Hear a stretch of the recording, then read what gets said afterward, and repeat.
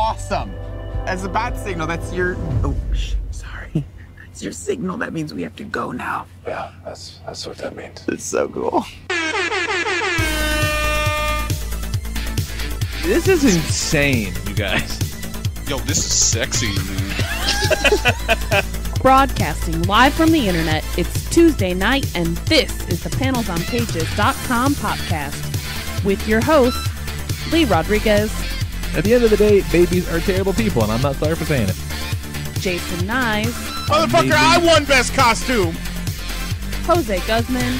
Yeah, I know nothing about Firestorm except for his hat's always burning. And Kelly Harris. Boy, love, it appears we got a penis in the mail. I glued my fucking eyes shut! I just want to see all these Yelp reviews of Jose's jizz. Oh, sorry, I knocked over the salt. Like you had anything better to do.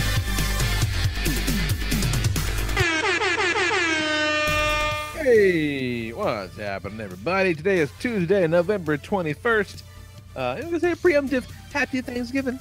And this is episode number 402 of the PanelsOnPages.com podcast. I'm your host, the Lord Reverend Lee Rodriguez, and joining me tonight, we got Mr. Jason Nyes. We should start a league of their own. Jose Guzman. There's hope. I'll give him that. There's hope. Kelly Harris. Catching me a Psyduck right now. And on loan from #likes Japan shit, Mr. John-Michael Duggan. What's up, sir? I've taken a short break from watching movies to be here with you gentlemen tonight. Thank you. Yeah, we Thank appreciate you for that. having me. Appreciate that quite a lot. So yeah, I'm gonna keep it a little bit fast and loose this week.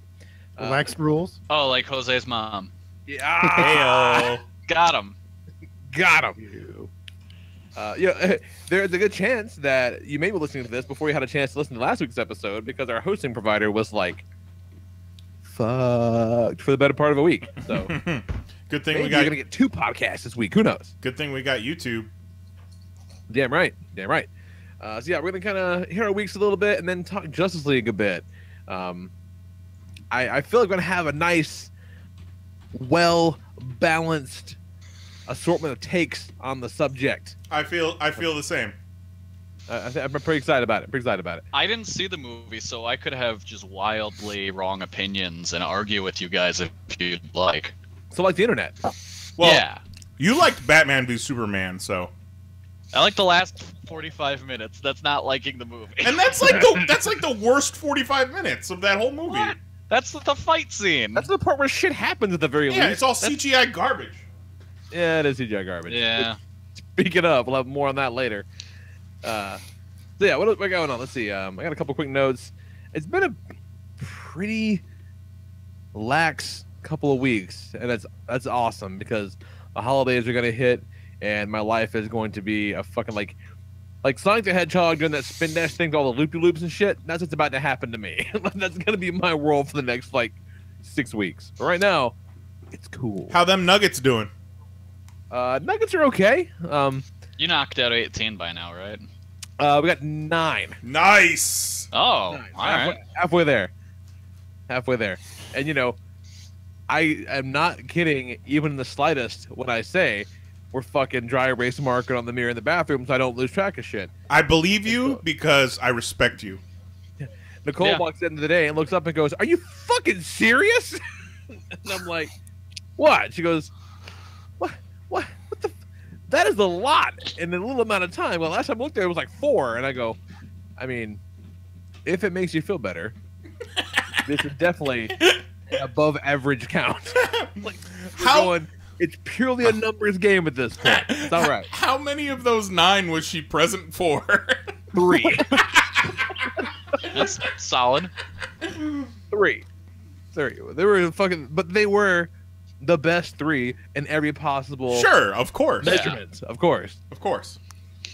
She's like, it's weird having a fucking visible record. I go, well, if you want to, you can grab a fucking pen and go on the other side. She goes, it'd be way more than 9. I go, all right, so fuck you. So fuck off.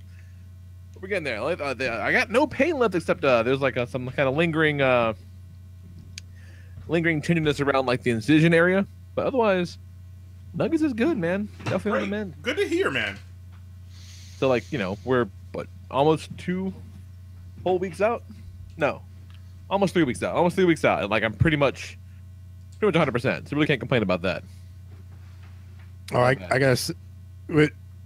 What week do you think you're going to be completely back to normal? Because I got a soundbite for that. I mean, I'm shooting for sterile by Christmas. Jose All just hold on. Jose just sent me the soundbite. Here's a little preview. Spaghetti, spaghetti, spaghetti. So we're fucking getting there. Getting there. It's you know, I'll say this, man. If you're out there and you're thinking about it, just fucking do it. It's not bad. It's not bad. First 3 days are not awesome. That's the hump. You get over the hump, it's all fucking peaches and rainbows and no kids. So I mean, Well, the ones you got. yeah. No new ones. If you don't have any kids, like even better. Like go for it. It's a new special where you get a vasectomy and they take your existing kids from you.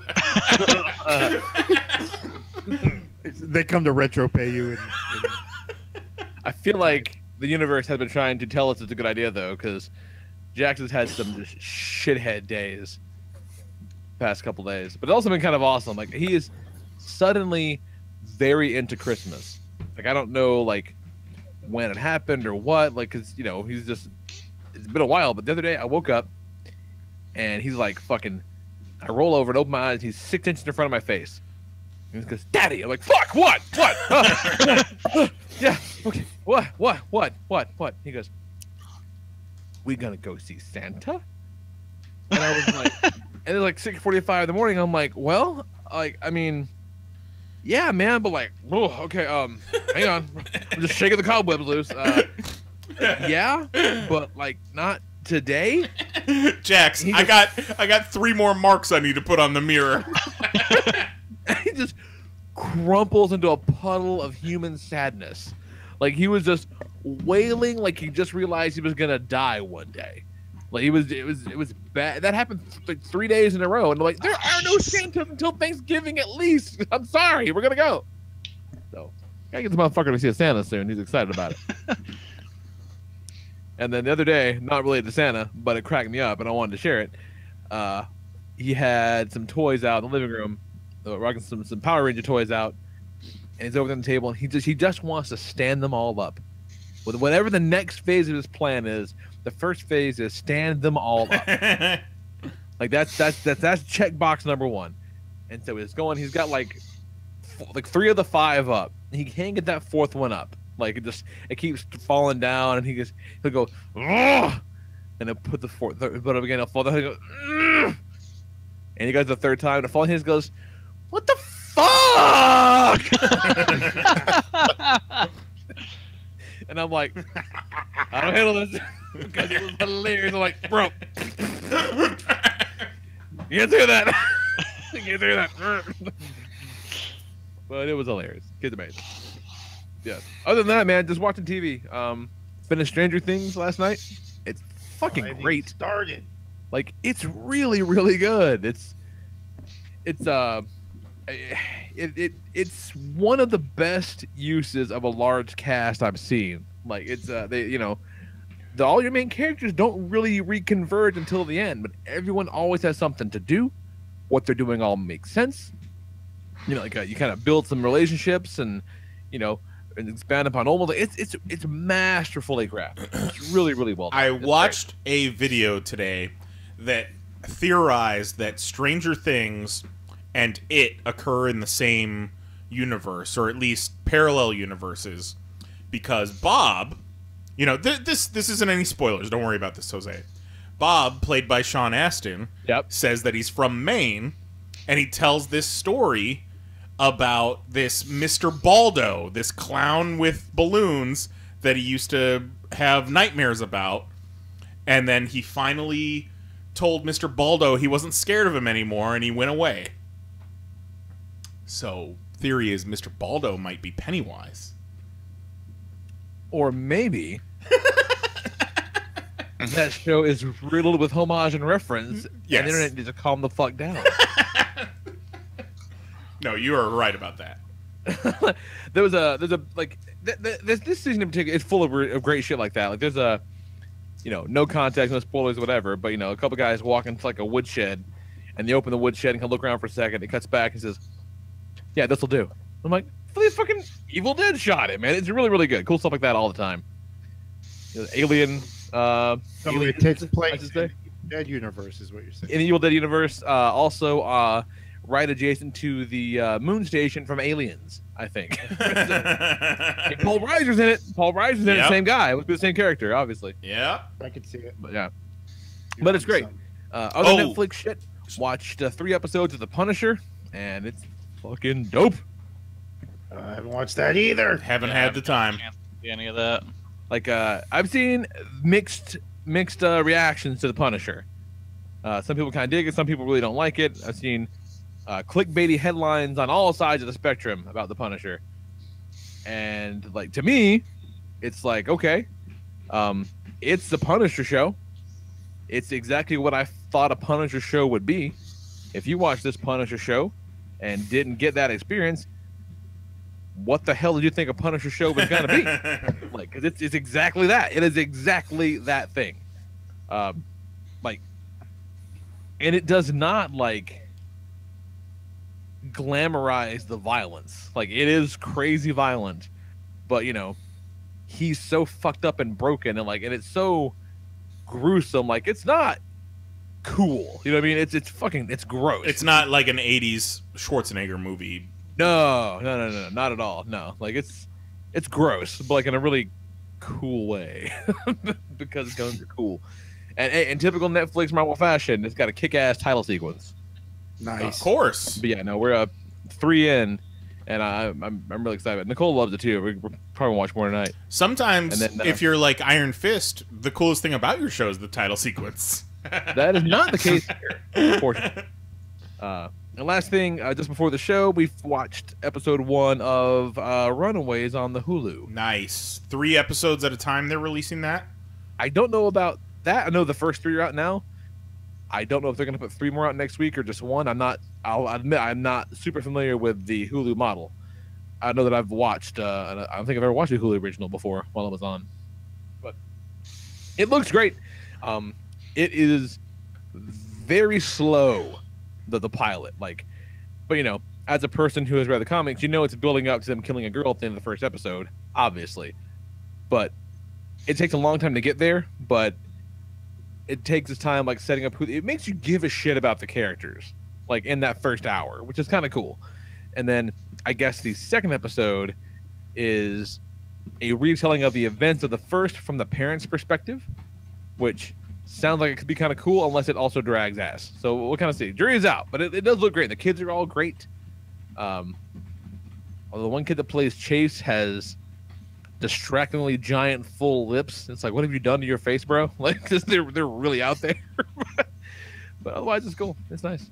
And I have fucking nothing else. It's been great. All quiet on the Southern Front. What's going on, Kelly? I've been playing a lot of Pokemon. Because the new one, or Gotta not catch new, them all. So did we. the Ultra Sun and Ultra Moon came out, so I've been playing Ultra Sun. If I have not purchased a Sun or a Moon, should I just go ahead and get me an Ultra Sun or Moon? Yes, All because right. they are essentially the same game, but this one is just a little bit more streamlined and with extra added things. Did they make the intro any better where it doesn't feel like it takes 6 years? It is much faster. That's one thing that they streamlined a lot. Oh, are you Because, saying that fans of Before, Pokemon had you would shorter take like attention 40 spans? minutes, I think it was, to get your first Pokemon, and this one you take about maybe 8. Are you implying that Pokemon fans have short attention spans? I did play maybe a couple hours that Attack of the Friday Monsters you recommended, Kelly. That's fun, isn't it? Yeah. Like, nothing's happened yet, but yeah. Yeah, it's just a fun little world to just poke around in and yeah, kind of see the story unfold that way. that's neat.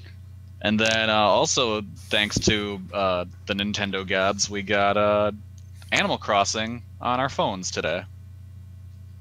Oh, see, they're not fucking around, man. That's like what 3 mobile games they've got now. They're expanding that empire. Let's see. You've got the Mitomo. You've got that, which kind of everyone abandoned already. I forgot about that thing. Yeah. You got Super Mario Jump or whatever it's fucking called. You've got the Fire Emblem game, and now Animal Crossing. Wow. Yeah. I'm really surprised at the widespread diversity of players that play Animal Crossing, because I thought that game was just for ex-girlfriends. No, it's the fucking greatest. I love that game. Am I your ex-girlfriend? No, I'm not saying that. It's either for ex-girlfriends or for dudes who can't come within 100 yards of a school. I'm not saying you're either of those. Can I not go to my school? I'm not saying you're either of those. I was just saying that was my preconceived notion about Animal Crossing players. Or guys that can't come unless they're out of school. Can I not come if I'm out of school? I don't know. You should try. Oh, no.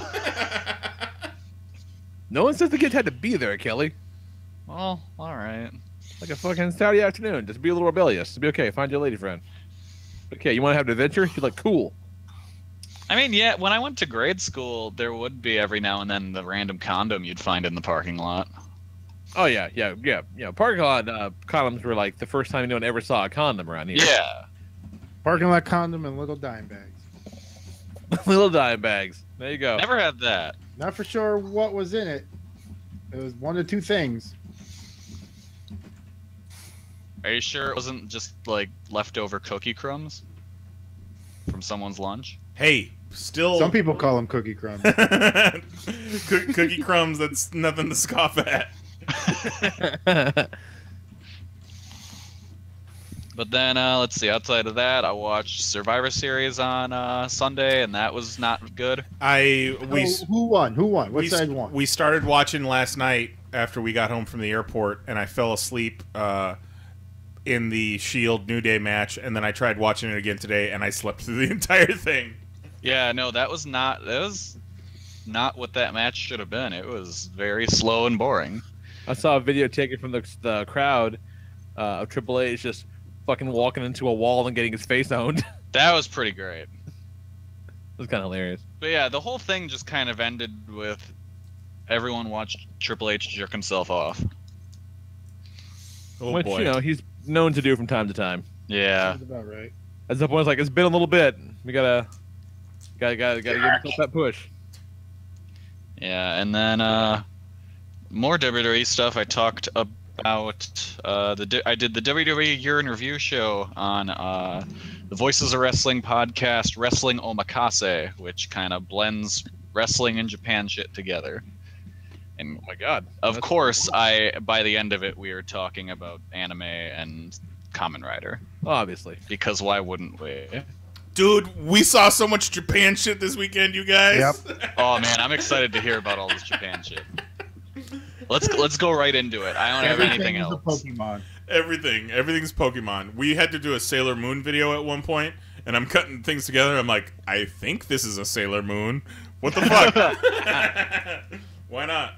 Oh man, dude, I can't imagine being put in that position where they're like, yeah, we didn't have a whole bunch of characters from X show in this video, and you're like, Yeah, we told them that you guys, don't worry, you guys have the 2 most anime expert cameramen in the biz. Luckily for us, at one point, Saturday was Sailor Moon Day. At one point, they did a group cosplay photo shoot where everybody gets on the stairs like it's fucking Dirty Ass Dragon Con, and takes a picture. And there was a shitload of Sailor Moon cosplayers there, so it was cool. We didn't have to like search for them, and we could shoot that whole stairwell and be sure that they were Sailor Moon cosplayers. However, Anime NYC wasn't gross. Like, it wasn't a gross anime con like I expected. Wow, that's like pretty we've rare. experienced before. Yeah, very classy. However, And appreciative. when they were done with their photo shoot, I got caught in a Sailor Scout stampede, and some of them Sailor Scouts smelled like Sailor Uranus. Oh no! How long you been sitting on that one? I've told that joke 3 times now. But yeah, it was pretty dope, It's a good man. one. Like, it felt like a New York Comic-Con, just not as busy. Like, it looked similar, you know, same venue. You know, it was the production values were high. It was just much smaller and less crowded, and everybody seemed to have a fucking blast. Like, That's great. The reactions were wholly positive to the entire event, from what we can see. That's wonderful. And Not anime pushed in the street by a cop. and you Was know, there some shithead there cosplaying as a convention center? There was some shithead there cosplaying as a Guy Fieri. yes, there was a Guy Fieri cosplayer, and a Goofy, a guy cosplaying as Goofy, who had a sign that said "Face down, ass up." That's the way I like to yuck. Jesus Christ. But yeah, I like it. But There were some clever cosplays. yeah, and you know what? And then Anime. I feel like anime cons kind of turn into like a catch-all meme con almost. So we were pitching like, you know, expand a little bit, still have it be Anime NYC, but get like meme guests. Like get Rick Astley and have him do little pop-up concerts, like randomly, like flash mob concerts in the middle of the con, just Rick-rolling people. And everybody would actually think be it's a kind of cosplay, awesome. and then it turns out it was really him. that'd be kind of great, actually. But even though, like, we weren't into most of the stuff there, even though they had a bunch of Overwatch voice actors there, and Jose's into Overwatch, It was pretty cool. you know, it was still, like, it was good content. Like, Friday night, it was called Anime Diva Night, and it was 3 Anna song singers, which I guess they sing the theme songs to different animes. One of them was the chick who sings the Sailor Moon theme song, and then a couple other chicks. One of them I called Cool Ant. Gundam. Oh, it was Gundam? She sung the Gundam theme song? There was one because or one of those other ones, because she came out and sung on day 2. Okay. It could have been Gundam. There was one of the 3. They were all lovely Japanese ladies. One of the 3 I dubbed Cool Ant because she had the short ant haircut, and she was wearing this white fur vest like she skinned a wampa. And she was fucking red cowboy boots. She was rocking red cowboy boots, and she was dancing, man. She was getting down. It reminded me of your aunt just divorced your uncle, and she's sowing her wild oats. She's getting a little buck wild. She'll let you take a sip of her beer. Maybe she'll smoke you out in her car. And you know what? You know what? If you need to crash on her couch, that's cool and all. Just use a condom. She's just trying to be down. She's just trying to be clean your down. mess. Yeah, clean your shit up. She was a cool ass aunt. Don't worry, I won't tell Mom. So it was a concert with the 3 of them where they would do trio acts and then solo acts and then duo acts. It was all over the place, and people were into it. And the people in the crowd had the air traffic controller glow stick lights. And, Okay, yeah. And they would all. Jose was talking about how they all synchronize them. Like there's 2 alpha dudes in the front row that choose the change colors. Yeah. And then everyone falls in line with whatever color the alpha glow stick guys pick. A bunch of fucking followers, sounds to me. And then they did the same thing for the video concerts, which, what is it? Miku Hatsune was the big one? Miko Hatsune. Miku Hatsune. Yeah. So, Kelly, describe to me what Miko Hatsune is. She's just a virtual idol. She Right. is like a pop singer that doesn't really exist. So, Wait, what? So they had a concert, but it was on a video screen with a real band. What is his name? I gotta look this up. Miku Hatsune. Miku Hatsune. Or You Miku, would, sorry. if you M-I-K-U. if you see a picture of her, you'll have had seen her at a convention Yeah. at some point. But it's a video screen, and there's a real band playing on the video. But then Oh, is that what that is? the character, Okay. the virtual character, plays in front of the band. So there's no actual band there in person, but it's a whole room of people with these crazy glow sticks dancing along and getting Fucking lit. packed room. Yeah. Getting just turned up over some animes. They had it was a Gundam premiere combined with a live concert of the soundtrack. That sounds kind of cool. Just the jazziest shit. It was pretty cool. It was pretty cool. And they did a premiere of the live-action Full Metal Alchemist movie. Saturday was Sailor Moon Day, so they had the entire U.S. voice cast of Sailor Moon on stage. That's cool. On stage. It was the first time ever in the U.S. It was the largest collection of U.S. voice actors from Sailor Moon. And then they did a signing, and it was Sailor Moon Day, and my Sailor Uranus joke and all that. But, you know, we do what it do, and we were running around all weekend, editing, eating lots of pizza, late nights, early mornings. We got this fire-ass sunrise shot from the Kitano Hotel overlooking the Empire State Building. We had to get our asses there at 5 in the morning to hit that sucker. 5 in the morning for the sunrise shot, and then the Anime Diva night was that night. So it was something like a 20-hour day. Goddamn professional, which was son. pretty great. Sometimes you can be. Getting there, I want to tell this story just because it set the tone for the weekend, and it just eventually got better. But I was flying by myself because Jose was already up there. And I helped this lady get her bag into the overhead bins, so I figured, you know, good karma and all that. But then this same lady goes to sit in my seat.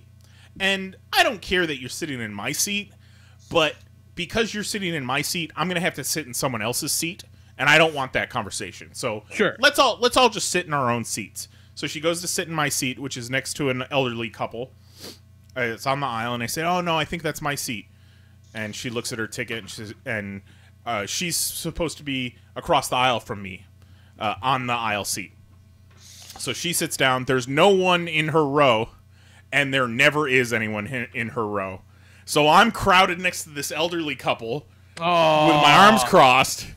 This bitch, she fucking stretched out across all 3 seats.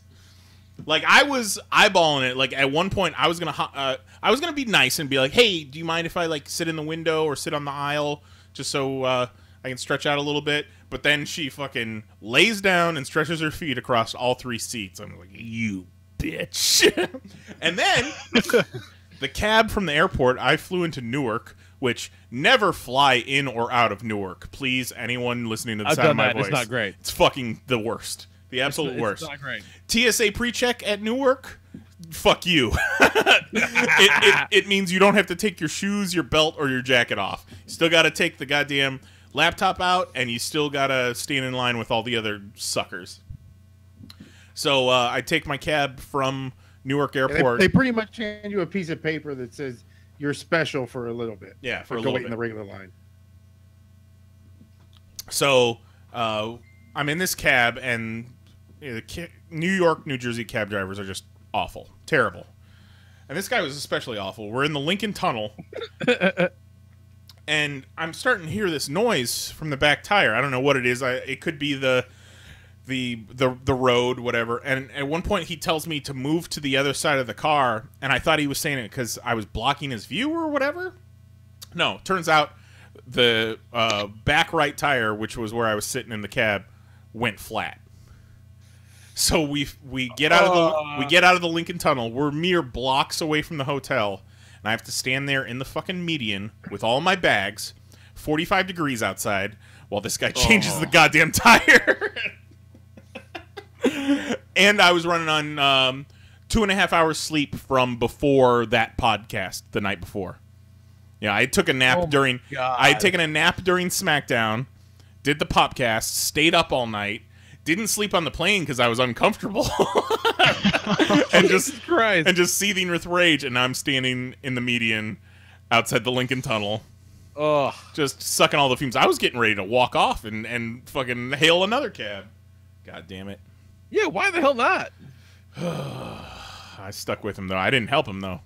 Well, motherfucker, anything. I texted Mary. I was like, "Am I a dick for not helping this guy change the tire?" Like, turn that goddamn meter off. Yeah. Yeah. Any other cool stories from the weekend you can think of, Jose? It was a fun one, and it was the last one. It was just a good time. It started weird. Got to see my niece, but I went up 2 days earlier, and it just didn't work out because the 2 days I planned to come in was her first 2 days back to school. So he had a nice 2-day vacation all by himself at Tito's house. I just fucking I just slept at Tito's house for 2 days straight. That was fucking great. Extra $200 for a plane ticket. A little mini vacation from everything. Shout out to Tito and Jen. That actually sounds so fucking nice right now. Yeah, it kind of was. Love Tito. Tito came out and helped us as he always do. He's always great. Keeps Jose on task. Tito do what it do. We did the thing up.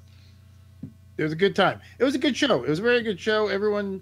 There was a good energy in the air because a lot of these people kind of felt shafted. Right.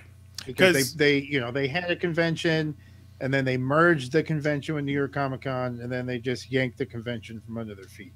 Right. So a lot of the kids are like, well, what the fuck? Why do we not matter anymore?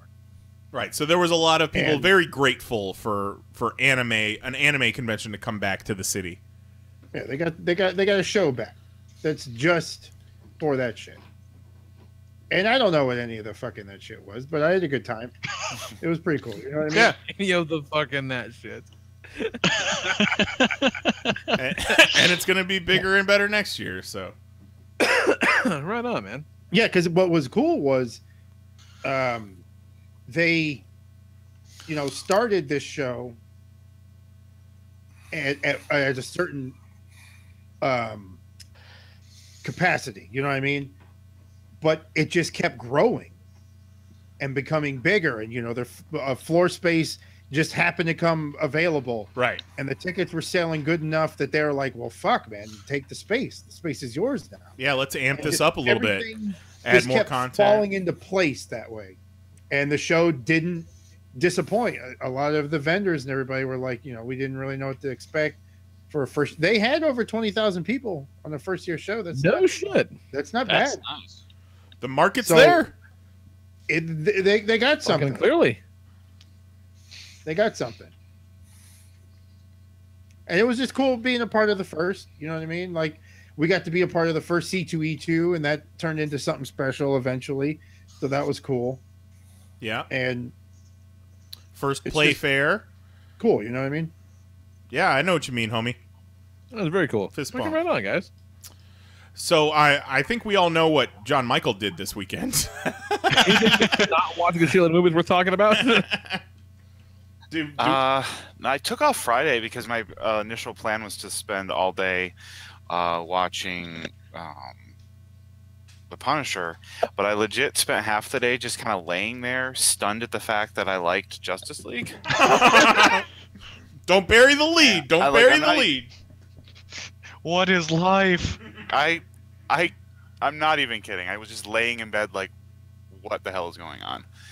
And then watched Castle reruns. So I've only gotten 2.5 episodes into Punisher. Just looking out the window as it's raining, just contemplating existence. And I'm back with my old friend. Other than that, bought a bunch of toys recently. Yeah, son of a bitch. I'm super jealous. What kind of toys? Yeah, I've got a bunch. I have now over 300 different distinct pop vinyls. As of like, I don't know, 1:30 in the morning on Sunday. I remember with the toys too. I remember a day not too long ago where John-Michael was like, "Yeah, I can't collect those pop vinyl things. I would get too obsessed with them too quickly." And look where we are. Here we are. Like I respect a man who knows his weaknesses. Look, not too long ago in my memories on Facebook, a picture of like the first one that I bought came up, and it says I said something along the lines of, "I think I found my new obsession," and I was right. And then this afternoon, I took my lunch break and I went to Target, bought some more pop vinyls, and then I bought a 12-inch Wonder Woman figure because it was on sale. So why not? and then I bought. I went to Walgreens and got a bunch of Power Ranger figures. God damn it! Yep, you sure did. Super jealous about it. Yep. You know. Yeah. The new. Go ahead. Go ahead. The newest wave of the Legacy Power Ranger figures has been released, and I found the blue Dino Thunder Ranger, the gold Zeo Ranger, and and then the green Zeo Ranger. So what that was other really Zeos cool. are in that wave? What is it? Yellow. The wave also has yellow Zeo and red Dino Thunder. Okay. Okay. They did not have those two, but I got the other ones, and I was really shocked. Walgreens seems to have a lot of good crap lately. Yeah. So,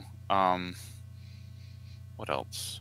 Oh, tomorrow's my last day at my job. I got a new job, so that's fun. I guess. I got a job as professional moviegoer. I'm fucking out.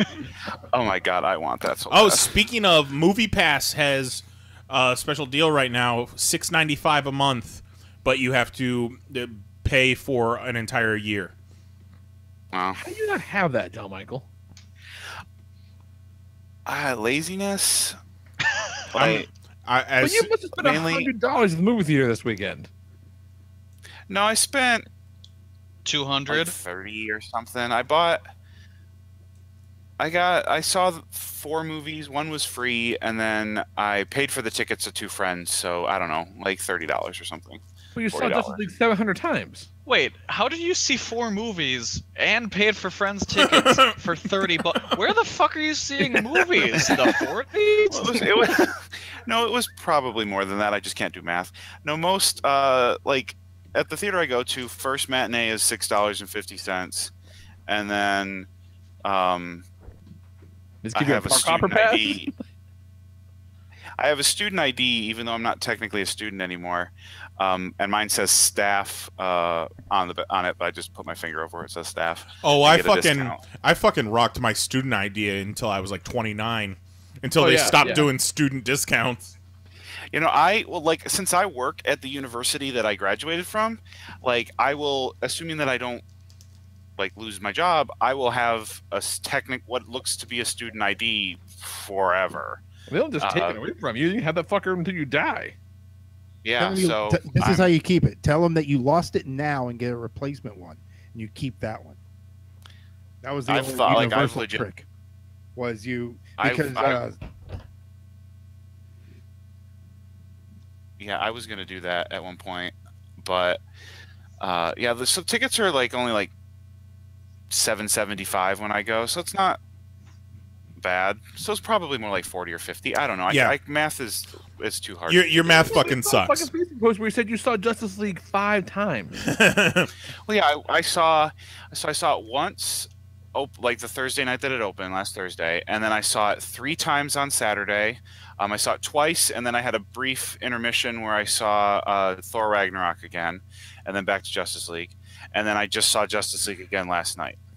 So last night was the 5th time. I bet watching Thor Ragnarok bookended by 2 viewings of Justice League, it makes it so much better. Or it makes them feel like they're just all the same universe. It just made me happy to see because I like Justice League a lot. I mean, it's problematic, and we'll talk. I have things to say, but Thor Ragnarok is, a better movie, and I like that movie more. But I have tickets already to see both of them again this weekend. So it's time for each. It's Tuesday. No lie though. Yesterday. No lie though, John-Michael. I love you to death. You're a beautiful human being, and you obviously work for a living. You got money to burn. You love seeing movies. So when people start getting on you oh, you're spending too much money, you're wasting your time, this is crazy. That's why I said, do you, John-Michael? You fucking love this shit. Go for it, man. Just kill yourself with movies. That sounds amazing. Yeah, it's thank you, sir. I enjoy it. 70% of the reason I like going is just popcorn, And the theater I go to now has reclining seats. Nice. Which those are the best. I was resistant at first because I'm like basically a basic bitch when it comes to movies. Like I don't want anything fancy. I wanted the old like seats and everything, but I've gotten used to them. And not every theater is renovated in the place that I go to. So when I went and saw Thor on Saturday, it was the old style seats, and I sat next to a rather hefty woman, and she had an attitude about the fact that I even existed, and so it made me very happy with the recliners when I went back. But there's something just so undignified, I find, of laying down almost completely in a public space and throwing popcorn in my mouth. Nah, you're not wrong. I get that. Yeah, like I spit like inevitably every time I go, I just spill pop all over my shirt because I am a man-child and don't know how to drink when I'm laying down. But it's fun to just spend an entire. I am never more content than I am when I'm at a movie theater. I am never happier. I never like the world ceases to exist and it's just like me and spoken like a man with no children. And John-Michael, you're currently a single man, correct? That is correct. One of these days, you're Well, going to be doing your Saturday movie marathon of 3 showings of Cyborg and a showing of Doctor Strange 9. And then you're going to see another showing of Ant-Man and the Wasp Go Hawaiian. And you're going to notice in each of those showings, there's going to be a 7-foot-tall lady that is just sitting like a few seats down, maybe a row down. You're going to notice her at every showing, and that's going to be your soulmate. I'm hoping, because somebody's gonna like either whoever I end up with either has to be very forgiving or want to come with me. But like every time I'm there, because like honest question, do they know you there? Yeah, not all of them know me by name. Like, they know me by sight. Like the other day when super busy on Saturday when I was there, and so I had bought like some of the tickets, but I hadn't bought all of them in advance, and I was trying to make plans with 2 of my friends to come to see it at one point later in the day, and it was trying to figure out like how, and they're like, I don't know if I'm gonna be able to make it, all this stuff. So finally, like, okay, screw it, and I just text my friends, I'm gonna buy tickets, and then if you can't come, like, just text me and then I'll return them. And so I left Justice League in the middle of one of the showings to buy tickets for another show. And I was Jesus Christ. And I went up and I was talking to one of the women that was working there, and I said something along, like, asked a question, and she's like, no, it's all right. We know you. You're fine. And like, yeah, they know me by sight. The first time I saw Justice League, I immediately left. They're gonna have like a plaque with your name on the back of one of the seats. I'd like the John-Michael Duggan Memorial Theater. Like, I don't want to be dead. I just want it to be in my memory, even when I'm alive. I'd like just a reserved seat in every theater whenever I want. That'd be really nice. But when I left the theater on Thursday after having seen Justice League, and I went right up to the counter to buy tickets to see it again on Saturday, and also the ticket for Thor. And fuck you, Fandango! You're not hitting me with any fees. Yeah, I will spend my money freely, but I'm also cheap on how I spend my money. Sure. I will drop money to see one movie like 100 times, but the minute that I have to pay like $2 extra for something, like, it's not happening. So what is your limit of how many times you will watch a movie? Or is the most I've seen a movie, period, at this point. Hold on. War with 6. Okay, I was gonna guess. Civil War, but I was gonna guess 14. 14 was Winter Soldier, wasn't it? Winter Soldier was 15. Okay. Civil War was 16. Avengers? The first Avengers was 11. That was the first movie. So for the longest time, the movie that I had seen the most was in theaters was Spider-Man. Don't say 3. 3. Oh my god. Well, like, I mean, I couldn't go. Like, when I was with Spider-Man 1 and 2, I was like not like mobile to be able to like go to the theater like independently and everything. Like it's a bad movie. I liked it like a lot at the time. Like I haven't watched it in like probably 8 years, but at the time I really liked. There were two. I boiled down the reason I like Spider-Man 3. Is that movie night? Jump on this mother. The two That would not be a bad idea. That would be fun. The two reasons that I liked it, I finally realized not too long ago. I'm a sucker for when superheroes are fighting in their civilian clothes. I don't know why, but I just really like that. So when Harry attacks Peter, like I really like that. And then like it warmed my heart when Harry came back at the end and you just see the pumpkin bomb coming in and landing in Sandman. I got your back now, pally pal, buddy friend. Pretty much. You like superheroes in their civilian clothes. You must love Iron Man 3. I really do. It's actually my favorite Iron Man movie. Good. Fucking love that movie. But yeah, so I saw my initial plan this year was to see Power Rangers 20 times in theaters. Oh, Jesus. But God damn, son. When it came out, I was finishing up my internship, and I just didn't have time, so I only managed to get to it 12 times. Holy. So by like the now, 10th time seeing it, are you reciting the lines of dialogue in your head? Oh no! What happens usually is, so I'll, at that point, when you've seen it that many times, I'll freely go and get like refills and stuff. Like the first time I see a movie, I either won't get anything to eat or drink, so I don't have to leave, or I just get one at the beginning. So usually, what will happen towards the 7th and 8th time, I'll leave the theater to go get a refill and be tracking the movie in my head, and then walk in, and it's where I'm expecting it to be. Oh, that's great.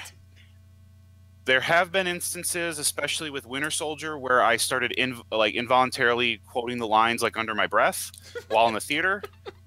That's not usually a problem that far out because there's not many people in the theater, so it's not like that's a problem. I see the same previews and commercials so often that I'll start quoting those, or I'll whistle along to certain commercials with tunes and everything, because I'm some of the commercials play before every movie. Sure. But my plan at this point is to see Infinity War at least 18 times, assuming I like it. Because if I hit 20 with that, then Avengers 4 I'm gonna be 20, have to go 22. Oh no! I'm not saying why only 18. 25. And plus, it's 2018. It's 2018, so it works. Yeah, I figure.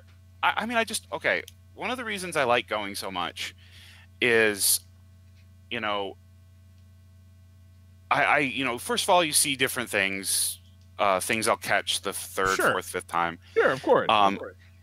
And this is really weird, but I like going when it's a packed theater and I've seen it 4 times or 5 times or whatever, and I know what's coming and other people don't. So I'm basically just sitting there all you motherfuckers have no idea what's about to hit you. Cool, I get that too. That's cool. Yeah, that's part of the theater going experience. Yeah. Yeah. Definitely. And I don't know, it's just fun, and there's certain moments that I just keep wanting to see, for Thor Ragnarok. I love what both times the Immigrant Song plays. I just get pumped. I actually started crying from excitement last time I saw it with when the Immigrant Song plays for the second time. Oh my! And that's it's really that weird is my how favorite Led Zeppelin song though. I didn't hear about that song until this movie. But John-Michael, lest you forget that we used Immigrant Song in our Thor panel video for C2E2 2011. Thank you very much. Every video you've ever produced is gold, but good recovery. I didn't good recovery. Now but you were the pioneers of Immigrant Song. Marvel Studios is Matched just with Thor, Immigrant Song, Shane House as Punisher. Yep. Fucking welcome, Yeah, like, Marvel. You took that little indie band Led Zeppelin and you skyrocketed them. Touche. Well, yeah, I don't know. It's just fun. The first time I saw Justice League the other night, I was talking to one of the women that worked there, and she was asking me questions about like what I saw and everything, and then she was asking me about being there so much. And she's like, "Are you an engineer?" Like, no, why? She's like, "Well, you have to have so much money, so maybe the people there think I'm rich. So like maybe I can leverage that into some dates from some of the female workers. Yeah, because apparently they think I'm rich. I think, and when I go with friends, because like inevitably if I'm seeing a movie 15 times, I have a lot of friends, but I don't have enough people that want to see it like that many times. Sure. So I'm going by myself a lot. And anytime I go with a friend, I just want to parade them around to show them that I actually do know people and I'm not just somebody that like has no friends.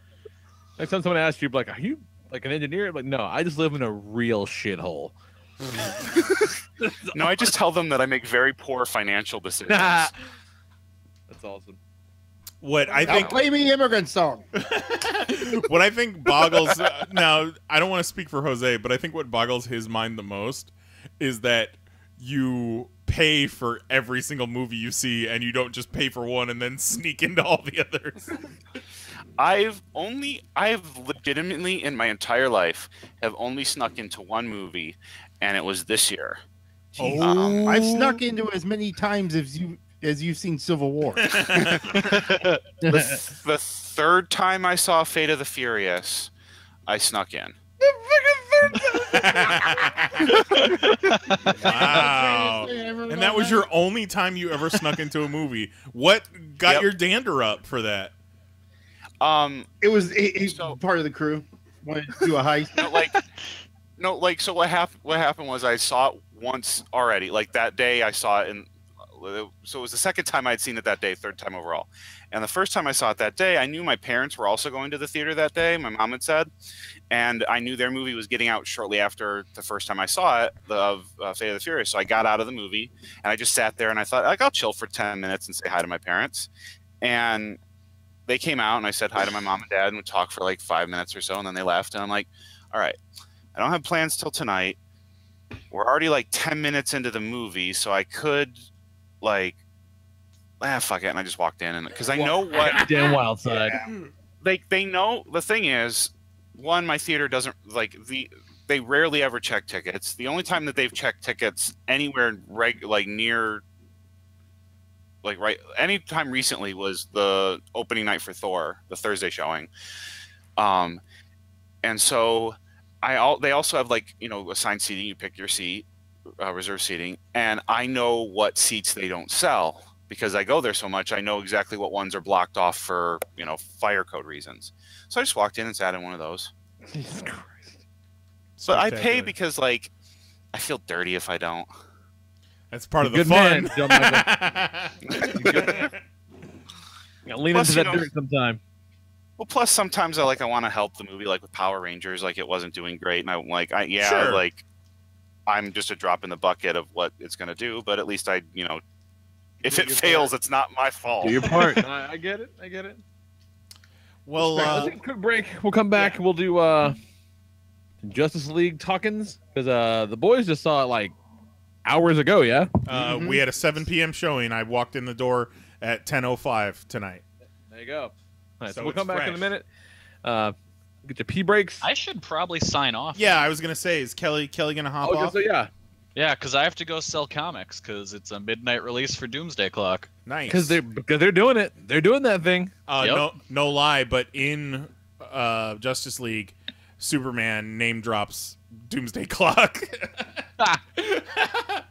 I don't know who this is for, but they're And then doing it. and then he winks at the camera and goes, "On sale in your local comic shops." Oh, I wish he would have. All right, Kelly. Good luck. All right, well, good night, everybody. Have a Enjoy Good the night, rest of your evenings. Godspeed. Have fun. Have a happy Oh, thank Thanksgiving. Yeah, you too.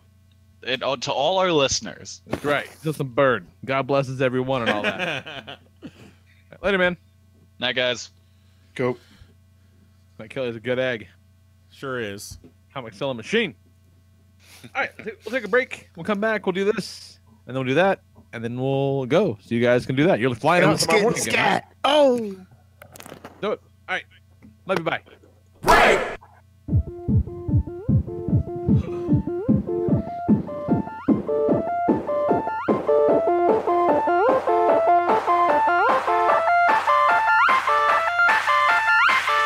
make it beautiful.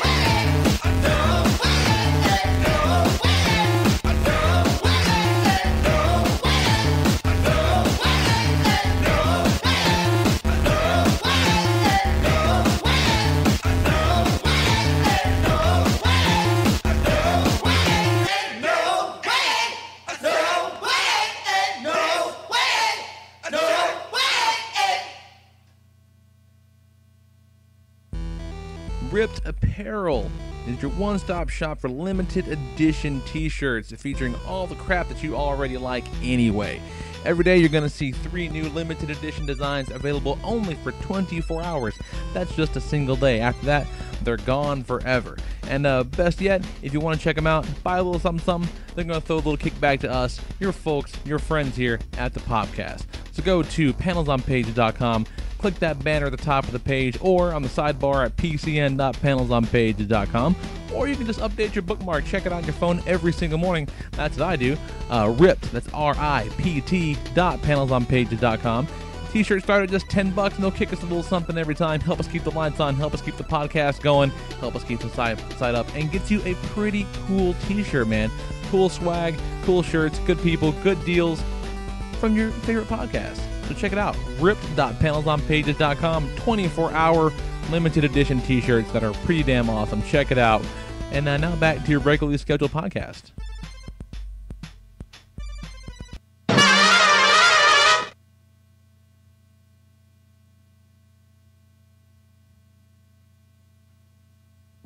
All right. Wow, wow. Good times, good times, good times. It's a fun little ditty. I'm back. Sorry. It's okay. Don't worry about it. Just packing. Got myself some water. Yeah. What was that song? I've heard that before. That might be one that I pulled out before back in the day. It's called Buffalo from a band called Powerlifter. Powerlifter. I think I've got a bunch of Powerlifter from when we did Nerdcore episodes of 11th Hour Radio. It's cool stuff. It's fun. Which, I don't know, we haven't made any concrete plans yet, but if you were a fan of 11th Hour Radio, you might want to stay tuned in 2018. I don't know. Oh, shit. Oh, look at that. Because I think the world is sorely in need of another way to listen to music on the internet. You have those? Yeah, they got those. It's weird. Really? Okay. All right. I'm gonna look it up. I'm not sure. So Google it and find them. so leading off our Justice League discussion, I want John-Michael to give us a quick recap of his opinions of the previous DCEU movies before we jump right in. All right. So let's start with Man of Steel. Yeah, let's start with Man of Steel, which I love. Possible. I love Man of Steel. Yeah, I was iffy on it the first time. Loved it after a second view. Let's just let's all do that. Okay, so Nyes liked it. Jose was iffy. What you got, John Michael? I kind of hated it. I thought that the CGI looked like a video game cutscene and was just horrid. I thought that they missed the mark with the Superman character. He brooded as much as Batman, and that's not what Superman it should be. And if they had ended it more positive, I would have been okay. But he snaps Zod's neck, cries, and then has a quippy little line when he drops the satellite. Thought that was stupid. I saw it in theaters only twice. Fell asleep the second time. Kind of hated it. Saw it twice. It's yeah. That's JM's shitty review. Saw it twice. And to this day, the death of Jonathan Kent in that movie is one of the dumbest things I've ever seen. I thought it was well crafted. Like at least it was a movie. I didn't particularly like it, but it was technically sound. I thought it was a movie. It had a coherent enough plot. You could follow what was going on. And they definitely set up a universe and a tone with that one. And I don't think the tone was as dreary as most people do. I thought there was a lot of hopefulness in it, especially the end sequence where he's riding his bike to the Daily Planet and that whole exchange with Lois. But the city was just completely destroyed, and he's riding his bike. That is the quickest turnaround of a city. That is Power Rangers level cleanup shit. Well, I mean, once we get into Batman v Superman, you know that they didn't clean it up that fast. From the perspective of that movie, from Man of Steel, that's how it was presented. And Batman v Superman was next. Yes. Is that right? Yes. Okay. Yeah. Batman v Superman might be. Superman is not a movie. Yeah. Loudest pieces of garbage I've ever watched in theaters. Just left me feeling just sad and broken and angry at the whole thing. The complete opposite from what I felt leaving Civil War. Yeah. I remember actually facepalming and audibly saying Jesus Christ within 2 minutes of that movie starting. And I only saw that in theaters once. I couldn't even bring myself to see it again. I have seen it since, and I will say this: a certain cut by Jose that I have I have been deemed worthy to see is much better. He made, if not lemonade out of lemons, at least not Granny's piss jar. Yes. And that movie is just, I I have ranted on that movie more than anything I think I've ever seen. The first thing I did upon seeing that movie is stand in the parking lot with the friend that I saw it with and complain about it for longer than the runtime of the movie, which is a feat in and of itself. And we have had at least 10 2 to 3 hour complaint sessions on that movie, at least. Jose, where did you stand on Batman v Superman? I thought it was cool to see the Batman stuff. You probably watched it with a much more critical eye than any of us, just because of the work he's done on it. I think that Zack Snyder, given a movie where his characters are automatically rated R and can kill people, he does great things. But he does not understand what he's doing with these people. I also think even just from Man of Steel to Batman v Superman, while some would say the tone of Man of Steel is dreary, the tone shift is crazy, but just between those two movies. It's breakneck. Yeah. Breakneck. Like there is not there's one smile in Batman v Superman, and she was also the best part of it, and it was Wonder Woman. Yep. Mm-hmm. And then Suicide Squad is also not a movie. Suicide Squad is what happens when the Hot Topic becomes a movie. Yeah, it's not. Yeah, it's awful. It's not great. And I enjoyed it the first time, mostly because of Harley and Joker, which that Joker now I'm ashamed. Disappointing. I was rooting for that movie from the beginning, and that was my underdog call to like the surprise of the year. And it was a surprise that year. Now it's the Academy Award winning Suicide Squad. Suicide Squad would have been better if it wasn't Suicide Squad. If it was just a collection of fucking creeps and weirdos that they threw into,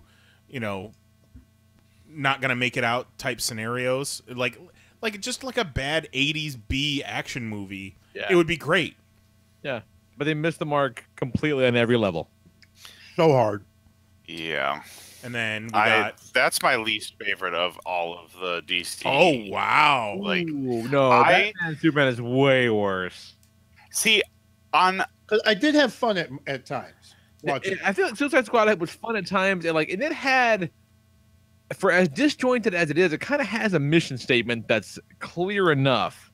And it also distances itself from the realism that they started to do with Man of Steel, kind of got away with Batman v Superman, and with Suicide Squad they just said, fuck it, throw it all out the window. We got crazy witches making trash tornadoes in the sky. The Joker already exists. We have an archaeologist with first instinct just to break this thing. Yeah. on a technical level, I will say that Suicide Squad is a better movie. I mean, it did win an Academy Award, so you got that. But one, it has one of the dumbest moments I've seen in a movie. Just the shot of Killer Croc scuttling into the water is burned into my brain. I like that bit. It's just so fucking stupid. I can't even. I do like the part in Suicide Squad where they're on the plane and they're like, Katana's sword is filled with the sword, all the people that it's killed, and blah blah blah. I'm like, oh, are we gonna see any of that? Nope. She's got my back. Is that gonna be important later on? Nah. Nope. I could again rant on this, but it could have been. That could be on the cutting room floor. I mean, you're not wrong. Sure. I think my opinions on that movie were best expressed in that Fanboy Thunderdome from last year, which you won. That it's technically a better movie than BVS. However, Batman vs Superman had a couple of things. One, it had Batman. So did Suicide Squad. But that's right, it did. Fuck your argument. But and it had Batman physically. I don't know, the fight scene in the warehouse, despite the fact that he was crippling people, was cool. But it had one specific thing that made it better for me: Wonder Woman. The anything to do with Wonder Woman and Batman vs Superman beats anything in Suicide Squad for me. Brings us to this year's Wonder Woman, which is, I mean, I think everyone will attest, the best of the DC movies. Up until the release of Justice League this week. We don't want to bury the lead. That's true. That's true. And then, how many times did you see Wonder Woman, John-Michael? Only 3. Massage. So you hated Man of Steel. It only got 2 viewings, but Wonder Woman got 3. Yeah, consistency. Okay. The thing with Wonder Woman, for 2/3 of that movie, I love it. Yeah, it falls apart in the third act a little bit. Yep. The final act I do not like, and so that kind of like, I've actually both the second and third time I saw the movie, I fell asleep in the third act. But up until that point, it is fun. Oh yeah, no, it's she is great charming. up until then. Yeah, the mythology stuff is cool. Like, there's a lot to like in that movie. There really is a lot to like in that movie. I don't know behind the scenes how that worked out, but I don't really blame Patty Jenkins for that third act. I really feel like that was like studio mandated because it felt like, of course, BBS parts. Yeah, it started strong, but definitely did not end as strong. And that's the problem. That is the problem with all superhero movies these days. Is they need new and creative ways to end it, and new and creative ways to have a villain and a villain boss fight. So that's just something we got to deal with until someone does something different. Civil War. I mean, Winter Soldier. Yeah, and the big boss fight is, hey, I think I killed your fucking mom. Go for it. Yeah. So good. So, yeah. On to Justice League. On to Justice League. So let's just go kind of, quick hits to start off with. I'll go first. Like, when I walked into the theater Friday, I was just so taken aback by the fact that it wasn't an utter piece of shit. It was not. I was like, hey, this might kind of be a win. This is not like empirically terrible. All right. But now it's been several days, and the more I think about it, the less I like it. Now, see, I feel like this is the closest they've ever come to making a Marvel movie. But, like, it's still not quite a Marvel movie. It's not there, but this shows there's hope. They're steering it in the right direction. Sure. But, again, talking about tone, Justice League does not exist on the same plane that Man of Steel did. It's not the same tone, not the same universe, which is a bummer because that universe is gone. That universe is gone because people hate it. But to see that dramatic shift in tone, especially when I enjoyed Man of Steel, it's disappointing. Like, why not just start with that? They were still coming off of the Dark Knight movies. Christopher Nolan was involved with Man of Steel, so there's that influence. But it's clear that they're taking the Marvel formula now, and maybe it was Joss Whedon, maybe it was before Joss Whedon, but they're definitely. I think Joss Whedon went in there and completely changed how that movie played out. Definitely peppered a bunch of goofy jokes in there. It's still a Zack Snyder's film on the credits, but I don't know if you noticed or not, but Joss did get a screenwriter's credit. Yeah, one of the 2 guys that got the screenwriter's credit. So real quick, John-Michael, what do you got? Real quick, like. The first time I was watching it, I remember just sitting there throughout the entire movie and just being like, I actually don't want to kill myself right now, and that was such a pleasant feeling. There were a lot of problems, but after I walked out, I just had this happy feeling because boiling it down, really, it was just like when the team was together, it felt like the Justice League to me. And that was enough to make me happy.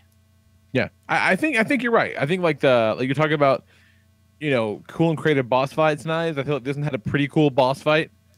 Yeah, but the boss sucked dick. The boss sucked. He just had an all-you-can-eat buffet of dicks. He looked like a cross between Incubus from Suicide Squad and the BFG. Like, I'm not kidding. When that fucking portal opened up and he hopped out of it on Themyscira, I could not stifle the laugh that came out of my fucking mouth. He looks so bad. And I'm like, 2 weeks ago, I watched fucking Thor have conversations with Hulk. fight with Hulk, fucking pal around, have friendly adventures with Hulk, and a rock monster as comedic relief.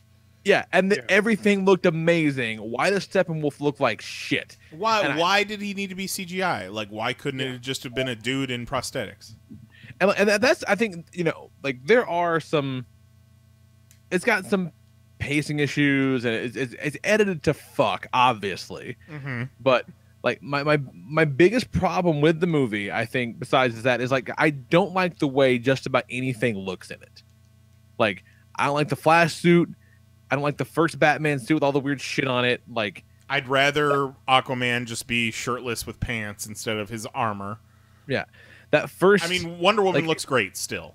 Yeah, but everything else looks fucking fake. Everything looks fake. Like that opening scene with Batman and the fucking dude. It looks like a high school production of Batman with an exclamation point. Like, I think a lot of that CG is because of the reshoots. And it's a shitty soundstage. Like you can't fucking. But that's the throw Ben easiest Affleck on way. a goddamn rooftop somewhere. That's the only way you're going to fix a movie after it's already been shot. I feel like aesthetically it looks in line with the other DC movies, and I'm not saying that as a positive. Yeah, I think that like it looks. Aside from it not being desaturated to hell, it looks. It was much more colorful. It was much more comic booky. Like the other ones. Yeah, definitely. Superman's suit was blue. This time. Right. Too blue. Yeah. Back they're off. like extra happy on it. Speaking of even the shit with there at the monument, like the shot of like a cop pointing his gun over his squad car with an obvious CG the fuck city behind him, like And bear in mind, I learned months later that the airport fight in Civil War was in a big green room. Like I would have sworn with my last dying breath, no, they shot that outside on the tarmac. No, bitch, it was all fake. Like so, Weta did it. Oh, yes, and they like do good shit. Steppenwolf looked like a bad Weta Hobbit character, like a shitty orc. Yeah, I don't like the way basically anything looks. Speaking of Steppenwolf and bad CGI and all that, the removing Henry Cavill's mustache didn't bother me too much. It's noticeable. It's noticeable. Fucking dog shit. It didn't bother me too much. I noticed it here and there. I feel like it didn't look great. I feel like if I didn't know it going into it, I probably wouldn't have noticed. Right. Yeah, Travis didn't notice. The lady didn't notice. Mom didn't notice it, but it stuck out to me like fucking. Jose didn't know about this until a couple days ago when I told him about it, and I'm like, motherfucker, I talked about this on the podcast you're on. What show? It's the worst one though, like the real close up shots when he's like looking at Batman, and you can barely see the top of his teeth. Yeah, oh, this is a pretty bad one. What's funny? What's funny Here's is what I did notice when he's bad for 7 minutes for no good reason. Go ahead, Jose. All the scenes where his mouth was fucked up are the reshoots, right? Sure. Right. Almost all of the Superman scenes were looked reshoots. like they were fucking reshoots. They all had the CG mustache mouth. Yeah. Half of the Ben Affleck scenes, he was wearing a wig, and like 90% of the Amy Adams Lois Lane scenes, she was wearing a wig. So those were probably reshoots too. Yeah, they cut this movie to fuck for sure. There was the picture that was released of Henry Cavill in the black suit. So I really wonder if that was like an actual thing, fake, or if they just recolored the suit to like have a fake photo release, just to like mess with people. No, I think they completely scrapped the whole Zack Snyder Superman angle. Like they killed that whole story. That's what Joss Whedon came in and did. And as a result, he's the most Superman he's ever been in these movies. Mm-hmm. And like the fucking 15 minutes he's around, like he's doing Superman shit. I wouldn't be surprised if there's this whole black suit, like just way super dark Superman return. There's a petition out. There's a petition out right now for them to release the Zack Snyder cut with the original Junkie XL score. Oh, like they're not going to. Right. That's one thing I did kind of miss. Like it was pretty cool to hear Tim Burton's Batman. Well, Danny here and Elfman. there. Yeah, Danny Elfman. I liked Flash's score a little bit. But I did miss like the kind of Batman, the sound that they had created. Right. I really think that the Danny Elfman theme being there helped get me into it immediately, because like that first scene with Batman, just hearing that like under of it, like ripped me back to my childhood and just made me happier. Just a little tiny bit. It wasn't knocking you over the head with it. If it wasn't a fucking Joss Whedon idea to get him. Sure. I read an article the other night about like breaking down what might have been reshoots and like a supposed insider. So I don't know if it's real or not, but it sounds like a good portion of the Superman stuff was reshoots. There were parts that were in there, like parts of the final fight, parts of the where he comes back and like fights the League were like original with Snyder. But at the end of the movie, Travis was like, "I like the part where they fought Superman." That is also one thing that kind of sucks, though, is that while I did enjoy that the boss fight was cool because everyone had shit to do, at the end of the day, Superman could have wrapped that shit up in about 7 seconds. Right. Well, that's why he went and saved the fucking house. Yeah, because he was like, save the house, it would have been over. Like the movie just ended. He's like, this guy's a pussy. I'll be right back. You guys fucking. I like really wonder if the entire reason they decided to kill Superman in the last movie was specifically because they didn't know what to do with him for a majority of a Justice League movie and having him dead for half. Because I feel like that's the same thing that they did in like Age of Ultron with Thor. It's like, okay, Thor's too powerful. We need him to fuck off for a while. Right. So by killing Superman, it's like, okay, we can have half a movie without him. And then like, because if he was there from the beginning, this wouldn't have been a problem.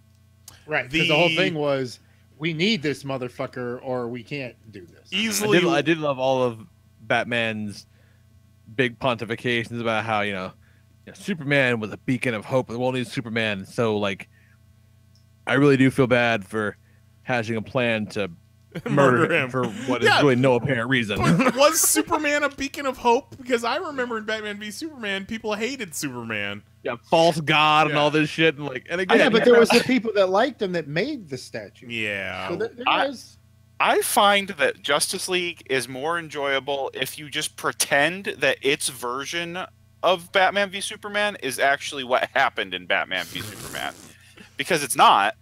Like, Batman and Superman were not old chums, but if you pretend that they actually were, like, Batman seems to think they were. I think Batman's just so desperate for friends that he thinks that Superman is. Well, no, there's definitely an element of Bruce and Batman being like, yeah, this guy didn't really like me. I'm responsible for him dying. Maybe I shouldn't show up when... Well, I did love... He was like... looking at Batman, like walking around, like there's that look in his face, like, oh shit. I just wanted to, like, Martha! He picked him up. He was like, you dropped out there. What did you say? I love when he would pick them up and he looked him in his face and he was like, do you bleed? Such a fake voice. They removed Henry Cavill's mustache. But, like, one of the things that I remember about Steppenwolf from the old Superpowers cartoon, Super Friends, and the action figures, and some of the comics is he's got that cheesy-ass mustache. They should have removed the mustache from Henry Cavill and put it on Steppenwolf. Like, and you know what? Just, like, why the fuck? Why not Doomsday? Why not just do Doomsday? Because, like, no one gives a fuck about Steppenwolf. And I actually you mean Darkseid? They did Doomsday in the last one. That's what I meant. I meant Darkseid. Yeah. Why not just Darkseid? Because why not even like a bigger tease of Darkseid? I joked that they couldn't do the shot where Darkseid looks over his right shoulder and smiles into the camera, because then people would be like, "Oh, come on, you're just fucking straight." But they flat out explicitly already alluded to him once. Yeah, like, they already said his name. Yeah, they finally said his name. I'm thinking that the plan was, when this was supposed to be a two-parter, was for the first part to be essentially like this, like the general like outline of it of Steppenwolf, almost like the herald of Darkseid, and then part 2 was going to be Darkseid. But when they scrapped part 2, they just went like Steppenwolf. Yeah, but I had just watched for the first time over the week the animated Justice League War, which is basically the adaptation of the Jeff Johns, Jim Lee Justice League story. And like that worked. Like, I mean, that's a pretty tight story. Like, I remember just having watched that and now watching the movie, I'm like, they could have done Darkseid. You basically take Green Lantern out of Justice League War, and you kind of have it.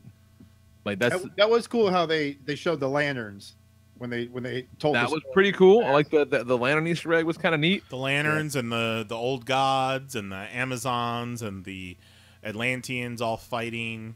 And he did say new gods. That movie was also like, the movie's kind of nuts though, where it's like, here's all this crazy exposition about, the magic boxes and Steppenwolf and all this, and then there's like, oh yeah, by the way, I'm going to go to Atlantis now. Like, wait, what the fuck? What?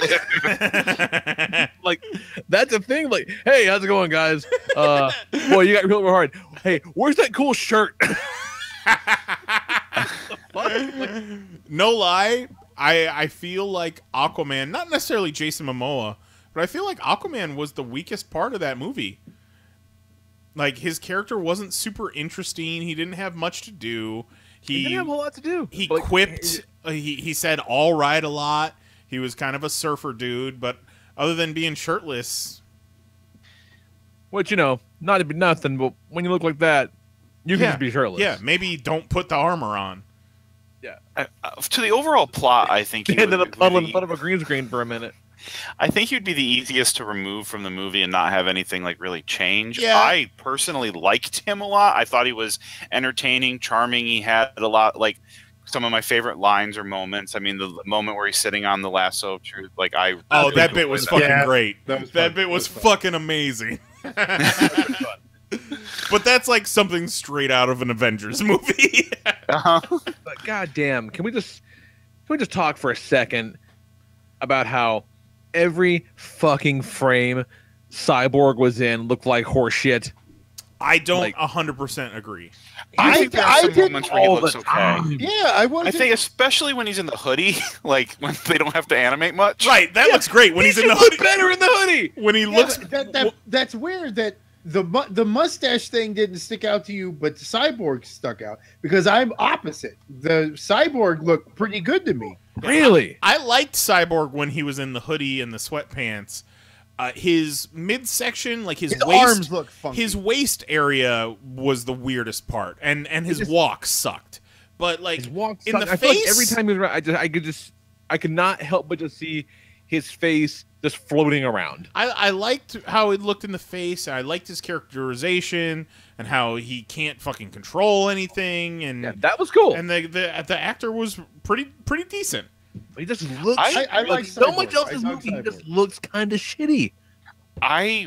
This is okay. I've liked Cyborg, since I was little, but this is the first time that I felt like that he belonged on the Justice League, since they've been trying to put him there since the New 52. Like, it always just felt wrong to me, like he should be with the Titans, and I just felt like he fit in well with the rest of the cast here. Well, yeah, and the booyah, that was kind of fun. Oh, I hated the booyah. I groaned outwardly at the booyah. I didn't realize one of my friends face palmed during that. I didn't realize I don't get that. Booyah is a Cyborg thing. He says that in the comics or in the cartoon. In the old cartoon. Okay. A lot, yeah. I did not like it on screen at all. But it was cool how the three of the members of the Justice League were all tied to a different mother box. So it made sense for them to come together. We got the one in Atlantis. Come together! Got the one in Themyscira, and then Cyborg's basically got his dick plugged into one of them. Yeah, that Atlantis scene, though, still is just felt so weird, especially since Aquaman had apparently never met Mira until that moment. This like, was when they his first time in Atlantis, and he's like, hey, what's up? Yeah, but he had the line where he was like, in Atlantis, they kept telling me what to do and this and that. So he made it sound like he grew up there. Sure, yeah. Weird. Well, he like Mira flat out said that the son of Queen Atlanna, it's like first you're finally back. Like, he hadn't really been there before, and that's their first meeting. Exactly how to get there. Yeah, like that was I really wonder how that plays, especially for people who have no real frame of reference for the comics. Probably not great. Too much. It's Like, way 'cause too it's much. just kind of thrown in. It's just thrown in there. I mean, it Just makes like sense. you could have lifted that granted, The Flash is in season 3 on TV, but you know, the only way you know about Barry's origin is he's digging a hole with Cyborg, and he's like, "I get struck by lightning." That scene where they're digging up Superman's grave might be one of the best scenes of the whole movie. Is it kind of weird that I'm not using my powers? It was like the chummy moments that none of the DC movies have been built on. And They're man, finally, And you know what it is? I think it's moments like that, and while it does make the tone kind of inconsistent and whatever, like all the reshoots and all the crazy edits, like all that stuff, while it doesn't make it a great movie, right? It shows that they're trying. Sure. Yeah. Like, you know, like they're really putting an effort into trying to course correct a little bit, try to do a little something. Like, on some level, they're listening. You know what I mean? And that does mean something. Yeah, they said, okay, we get it. We fucked up. We got the guy who did Avengers, so shut up. You guys like Marvel movies? Yeah. we got the guy that made so many best ones. I accidentally got a Marvel movie in your DC movie. They said, how'd you like that blue suit? How goddamn Wonder Woman's first scene in the bank or whatever it was, super cool. Super cool, but I like that little kind of like nothing. spinja. That spin is really, like that was she really did. cool. But that's the kind of thing, though, where it's like you would imagine that the group that these guys work with or something would have some kind of bearing on the movie. Like, nope. No, just an Okay. opening heist to thwart, to show that she's back in the world. She's doing shit. Yeah, I mean, it was just kind of like what she was up to at the time. Like, it didn't bother me that it didn't really lead into anything else, because it was like, yeah, she's just living over there and crap goes down. But it's interesting how, like, you know, all these sort of, you know, course corrections and push-ins and all that stuff led to the worst DCEU opening so far. Well, I think what happened to this movie is the same bad rap Batman Begins got when Nolan took over. Was the movies before left such a sour taste in the mouth. Yeah. That people weren't going for it. I wouldn't be surprised if the second week numbers aren't completely horrible. But also I'm surprised. Not a huge drop off. I'm surprised that Wonder Woman didn't help it more, because everyone loved Wonder Woman. You'd think that at least the same box office numbers Wonder Woman got would almost be guaranteed there. But here's the thing. But Wonder Woman was an event in and of itself. You know, it was a great big deal. You know, first female superhero movie, first Wonder Woman movie, all this. It had a lot going for it. Where those trailers for Justice League really did more than the movie itself was. The trailers looked a lot like more of the same old shit. Yeah, but you say Wonder Woman was an event, but remember, Avengers was an event. This is the DC's Avengers. It should have been an event, and somehow it wasn't. But this kind of goes back to what we said about Suicide Squad. Like, Marvel earned that Avengers. Right. You know, they led there, like, you know, they didn't say on day one, hey, okay, we're going to do Iron Man, and then the next movie is going to be Avengers. We're going to bring in Captain America and Thor and Black Widow and Hawkeye and be Avengers. Like, that's not, what the fuck? What? No, like most of the movie-going American public probably saw Cyborg for the very first time in his YouTube video origin in Batman v Superman. They're like, you know, I put think him on a movie poster. I feel like there were a lot of kind of factors that just kind of led to the less than stellar opening. One, you've still got Thor Ragnarok out there, you know, going strong still. It's awesome. Yeah, and I understand what, you know, like some people like that. That's a more trusted brand, and it's only been out for a couple of weeks, and so like that's going to draw some attention. Yeah, they've earned the trust. Mm-hmm. You have some of the stink of, you know, the past DC movies, even though Wonder Woman is there. You know, when you even if people liked Wonder Woman, you know, some people are like, well, you know, how much is she going to be in it, or, you know, because like, you know, she wasn't up until more recently, she wasn't front and center in all of the marketing. But recently she sure was. Recently, she very much was, but like, this is trackable. We're fucking up. We're fucking up. The front. And I also think that the Rotten Tomatoes score and the fact that it was held, like, hurt it, because I feel like a lot of the public looks at that score, doesn't look into why or like specific reviews. They just look at a kind of a score and go, "What did it get?" Okay, let me pull up Rotten Tomatoes right now. Let's see, 41%. I saw some stuff about it being withheld. I didn't actually look and see what happened. Yeah, they like the embargo for the reviews lifted a few days, like 2 days before it opened, I think. But the Rotten Tomatoes was holding the score an extra like day and a half. And in order to see the score, you had to watch some like see it, skip it, like show they've got now. Yeah, they've got a new bit that they're doing. Yeah, that's some ho shit.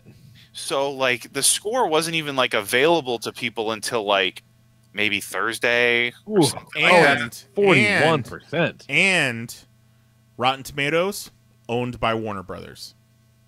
Oh no! Yes, but 41%. What was Batman v Superman? Because it should 26, be wasn't it? It should be at least double Batman v Superman. I think it was like 26 or something like that, 27, something around there. Let's see. I don't think the crazy negative reviews are fair for this. Because Batman v Superman is 27%. So it should Justice League should at least be a solid 54%. If not, I'd personally give it. I'd give it a C. I'd give it a C. Yeah, I would give it a passing grade, 75, 76. Yeah, I'm cool with the 75. A solid 75. I can't give it an accurate, because like I feel it's weird because I feel biased, even though I've hated almost everything it's not like I'm just some like huge fanboy where it's like I'll love anything that they give me, but it's almost like it's like you've been single your whole life and you finally find you finally find a woman and you know she's an ugly sack of shit, you know it, but like she'll give you like she's good in bed, and you've waited like 30 years, and you just want it. And she really wants you to love her. She's doing everything she can to get you to love her. Again, trying. Yeah. And like, there's just enough in it that I enjoy. Like, every time I watch it, I'm enjoying it. But just in case you're wondering, Thor Ragnarok's Rotten Tomatoes score is 92. And I don't think 92 is correct for that either. I love Ragnarok. I love Ragnarok, but I wouldn't give it a 92. Maybe an Ragnarok's 80, maybe an 88. Ragnarok's my fifth favorite Marvel's MCU movie, I would say. So it's in my top 5. I really love Ragnarok a lot. It's so funny to me that you enjoyed Justice League, because I remember at one point, maybe it was after Suicide Squad or whatever, you were just like, oh man, I hate it. I hate these DC movies. And you were talking about going to see Wonder Woman, and I was like, man, maybe these movies just ain't for you. Maybe you just need to stop. And then you liked Wonder Woman, you liked Justice League, and like, not in a million years would I have expected that to happen, because you hated those other movies so much. Oh, I like with a fiery passion. I like, as much as I love, like Civil War or something, I hate like the hatred. If you hooked up, like, I could power a city for decades with my hatred of Batman vs Superman. Like, I hate that movie. Juggalo John in the chat points out that the Rotten Tomatoes audience score for Justice League is 84%. Cool. I'm wondering, now that this weekend, with it being like the holiday weekend, I really wonder if it'll, and like fairly positive word of mouth from fans, sort of like, you know what'd be cool? Like a cataclysmic drop off. I think it'll hold steady for a bit. If the second week is bigger than the first week. Yeah, that's not going to happen. That'd be cool. I think it'll hold pretty well. I mean, you got these legions of people out there going, it's not awful. Which is a glowing review for a DC movie. It kind of is. I really wonder if some people just said, you know what, I'm going to wait and see it like Thanksgiving weekend because I'm going to see it with my family or something. I don't think that means, I don't think that was like, $40 million worth of people, but I just wonder if some people are just decided to wait a week to see it. I know at least 20,000 people were like, I got to go to Anime NYC this weekend. I can't see Justice League. People like, fuck that, I'm staying home and watching Punisher, bitch. Oh, yeah, Punisher, too. The more I see Justice League, the more the spotty CGI just doesn't bother me as much, because here's the thing about the spotty CGI. It's in line with all the other DC movies. Like even Wonder Woman had some spotty. On purpose? It's a choice. It's a design choice. Yeah. And two, because it's consistent throughout, Henry Cavill's mustache removal looks weird. Steppenwolf is not great looking. I love Steppenwolf's voice physically, and I like his design. Like the CGI is bad, but I like the general design. It's ugly as shit, but I like it. I don't know why. But because there's everything kind of looks like garbage at a point when you've seen it 3-4 times, since everything is garbage, nothing is garbage. Yeah, really, the CGI being a knock is not a huge deal to me. Like once you can get over that, the CGI is awful, then it's no longer an issue. You can accept that. Yeah. There's a few lines here and there that I wasn't a huge fan of, and it's obviously cut to shreds because, they have all 3 mother boxes within the first 15 minutes or something like that. And at one point they take the third one and they bring Superman to life with it. It flies away. And no one goes to get it. Oh, he's got the next scene's just them. Oh shit, he's got it. He's got the third box now. That first scene, a hole opens out of this guy. Steppenwolf audibly says the word yoink. There's that first scene with Batman laying the trap for the Parademon, and he's clean shaven, maybe a little bit stubbly, and then he's on the next day full beard. Yeah, he's on the Bat computer with Alfred, I need to go fucking get Aquaman, full beard, and for some reason decides to take a horse down the ridge of a mountainside where he's got a full fleet of vehicles. He could have been airdropped or taken a helicopter or something. He just wanted to take the goddamn scenic route. And then for some reason they had to show us him shaving off the beard just so that we wouldn't be mad about it. So there's those time jumps that bugged me. The movie ended and I'm like, oh, you know what? All right. That was a fun time. You know what though? They fucking ruined it by putting goddamn Jesse Eisenberg's awful Lex Luthor as the end credit sequence. You know what? Honestly, when they're in the jail and they open the door and they're like, Luthor, I'm not that guy in a movie. I try to be a conscientious movie patron, but I go, no. I was hoping when he turned around, I was hoping that they had recast him. Yeah. At this point, I'll take fucking Kevin Spacey. As much as I hate fucking Eisenberg's Luthor, all this shit, Deathstroke looks pretty fucking cool, you guys. Yeah, but he's also in a scene with Jesse Eisenberg's Lex Luthor. It was like, oh, this was a really enjoyable meal. Here, how about this nice Jesse Eisenberg flavored Jolly Rancher? Let me put that in your mouth. Wash it down with some Granny's piss iced tea. What if though, under somebody else's direction, writing, they're able to create Luthor, he's been to prison now, so you can completely change who he was and give us this badass cutthroat Luthor that Eisenberg plays. I can't unsee Batman v Superman as the problem. No, yeah, I read somewhere, and I don't know if it's true, but I read somewhere that the entire time he was playing it, he thought Lex Luthor at some point was going to become the Riddler. Please tell me that's not true. He thought Luthor was the Riddler, and that's why he played it that way. I think you could. I know. Yeah, but that's the director's fault. Now for as stupid as that sounds, that makes that performance make 1,000 times more sense. director's that fault. means the director's in on it. Because at Right. one point, as a director, do you say, whoa. Yeah, exactly. What the fuck are you? What is this? This isn't Lex Luthor. This is not what we wrote. Why are you playing it this way? And he'd be like, yeah, but I'm going to be the Riddler. And then you slap him in the face and say, go read a fucking book. You go, no, fuckhead. Jose, I So get your that point. falls on the director. I get your point about the possibility of them making the Lex Luthor that we wanted to see in Batman v Superman a better, more cutthroat, like not weirdo Jolly Rancher Lex Luthor, but like crazy maniacal Zuckerberg type, but growing into shrewd cutthroat businessman. And that might happen, but getting out of the shower, his body's just covered in Nazi tattoos. it's gonna have. He's gonna have to be. You have to do things when you're inside to survive. He's gonna have to be amazing to make me forget Batman v Superman. Yeah. Well, yeah, but at this point now, you kind of have to forget That's the process. That's I the want plan. to. I want to forget Batman v Superman, please.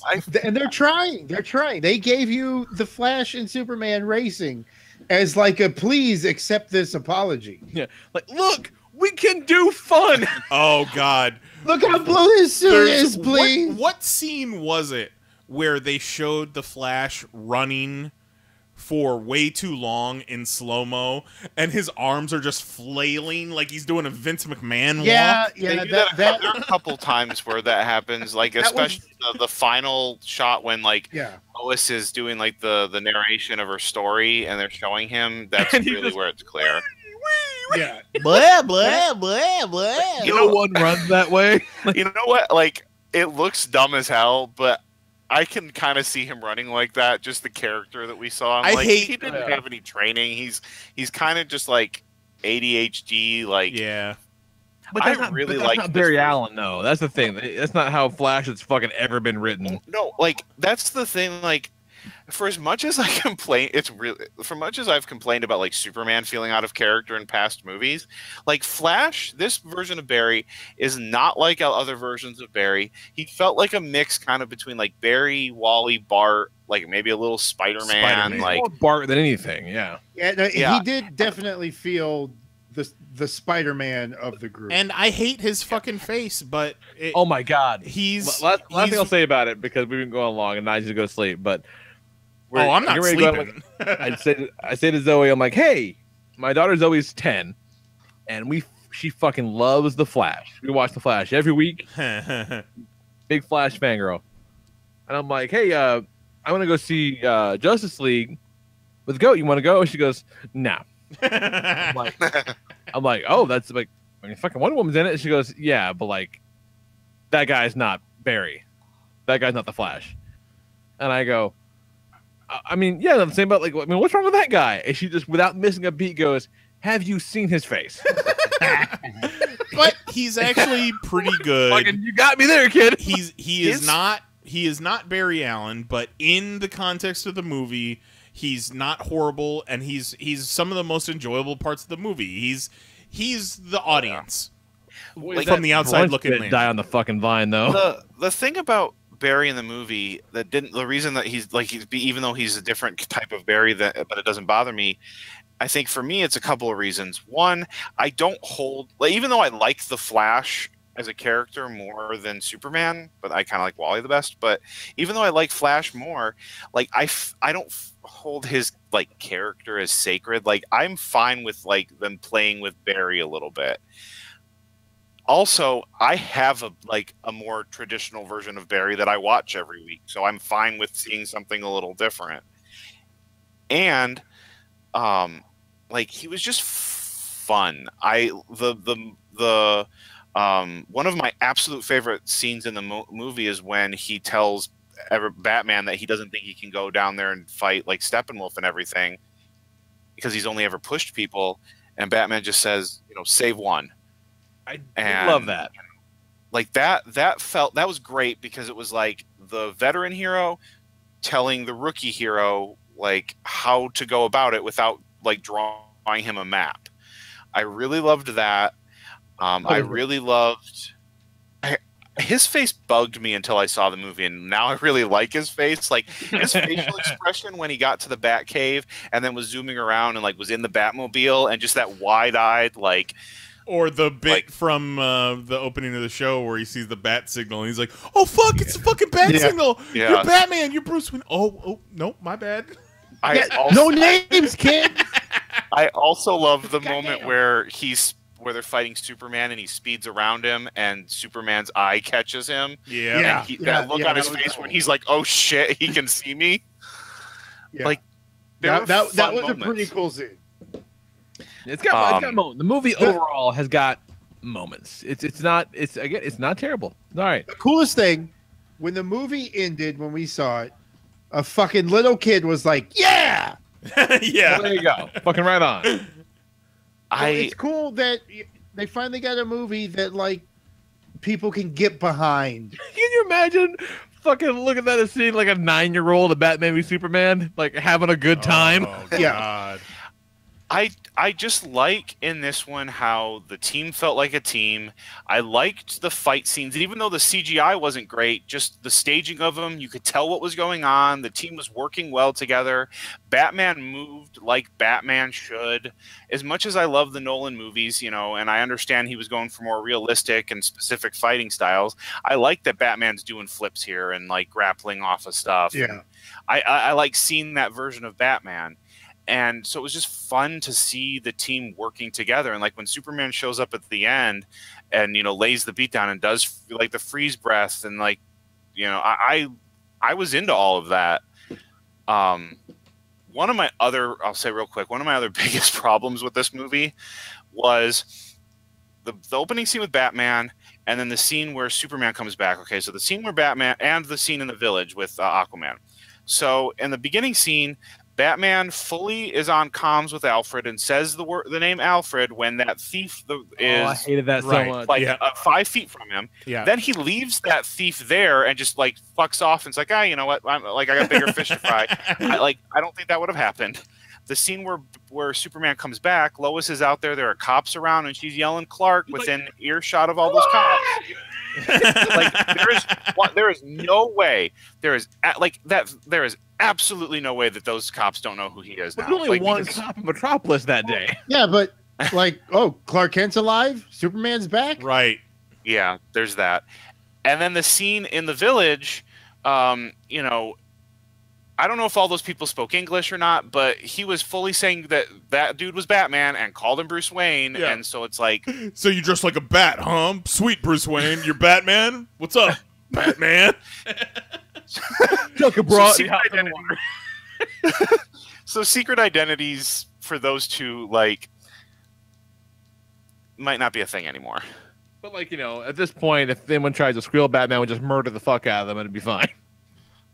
Batman shows up, snitches get stitches. The sheer fact that Batman didn't brand anybody in this movie made it nice. That was pretty nice. Yeah, that was nice. Yeah. All right. Yeah, there you go, man. That's our Justice League nonsense. It's solid. It's solid. It's got a lot of bullshit. It's got some faults. Yeah, but in and out in 2 hours. Okay. In and out in 2 hours. Right. But now you say it's a step in the right direction, but they just had their lowest opening weekend. So is that going to fuck shit up now? Like, are they gonna scramble or are they gonna stay the course? They can't. You gotta just keep going. Keep pushing. They're gonna scramble. But I feel like they're going to scramble and they're gonna blame it on the wrong things instead of, you know, looking at what the actual problems were. They're going to blame it on, you know, oh well, we gave them what they said they wanted and they didn't want it, or, you know, really they just need to keep the tone and go forward. And I'm hoping they do, with Jeff Johns having more influence than, you know, I think that the tone can be salvaged. Yeah. I'm curious if they're going to just reboot a bunch of stuff with Flashpoint, because that seems to be a prevailing theory. That is a super interesting notion. Mm-hmm. Oh, there was one other thing I wanted to mention. The scene on the lake, like where Batman and Diana or Bruce and Diana are talking. Diana looks like she's cosplaying as Negan from The Walking Dead. Like, looks like. Every time I see it, that is all I can think. The fucking scene where she meets Cyborg on the street, they had her so squeezed, her tits squeezed so far out of that cut in her top. Oh my god. I couldn't stop looking at it. And Gal Gadot, you know, she's not super top heavy, so you know she was pressed and squeezed and taped and harnessed within an inch of her life for that to happen. Do you see the story where she said that she would, at one point when she was pregnant on the set, she would just throw up in between every take? Oh my god. Fucking miserable. Well, They had an assistant there with a bucket just so she could go throw up in between every take. What a trooper. Jesus Christ. Maybe that was all her then if she was pregnant. That's what I was thinking. Yeah, she was super pregnant. So maybe they bought her wardrobe before they knew she was pregnant. And like, well, we only got the one shirt. She is a worldwide treasure. We're so lucky to have her, you guys. So we are. Wonder Woman and Batman, they're going to bone, right? It's entirely possible. I can see it. Probably. She'd break him, but I'd watch probably. that movie. She'd be gentle. She'd push him to his limits. I want to see her turn Barry out. Show him the time of his life. Oh, I got a cookie. The part where, get the fuck out of here. Be real quick. Where he saved her, but he landed on her and then moved real quick. Yeah. Oh, yeah.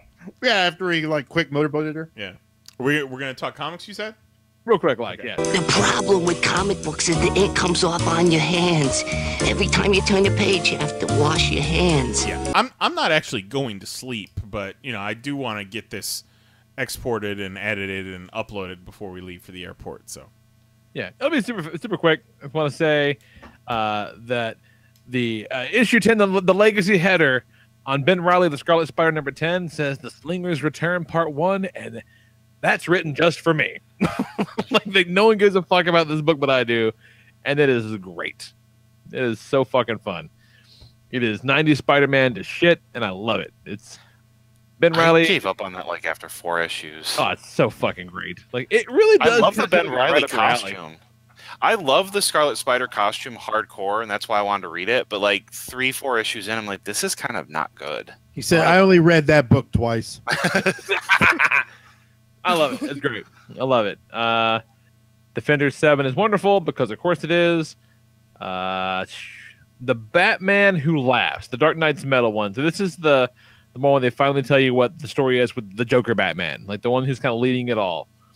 And the short version is, in this world that he came from, the Joker went mad far. Like he's got Batman like chained up, tied, and like on the ground in Crime Alley, and one after another, he's parading families down the alley and just shooting the parents, leaving orphan kids.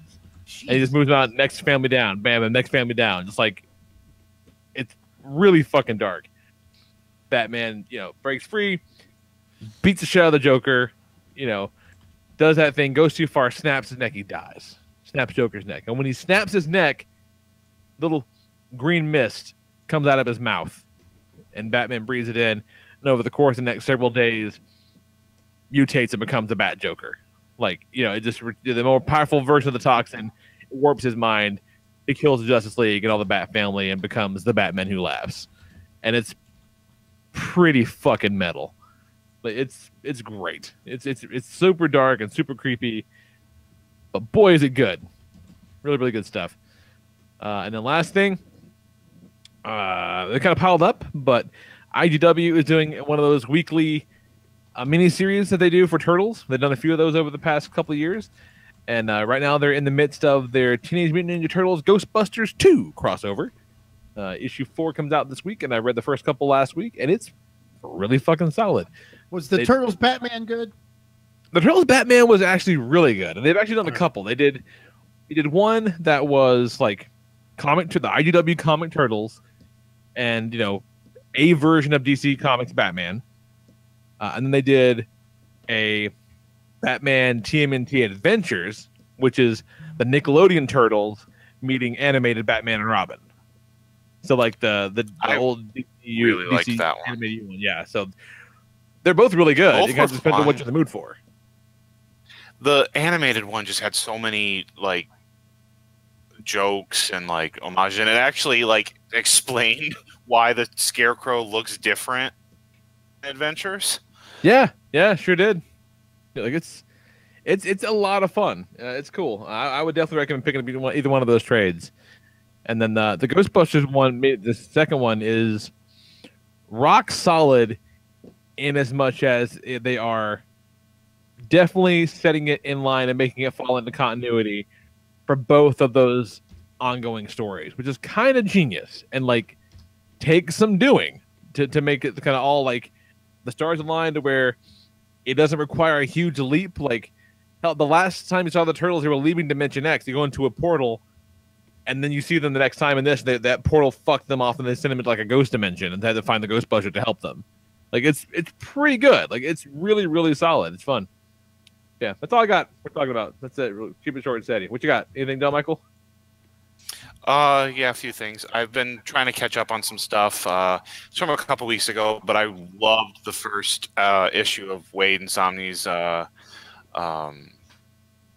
Cap. Yeah. Captain America. Like Real that. Good. I kind of teared up a little bit in the end because that's the kind of Cap that I want to read about. Real good.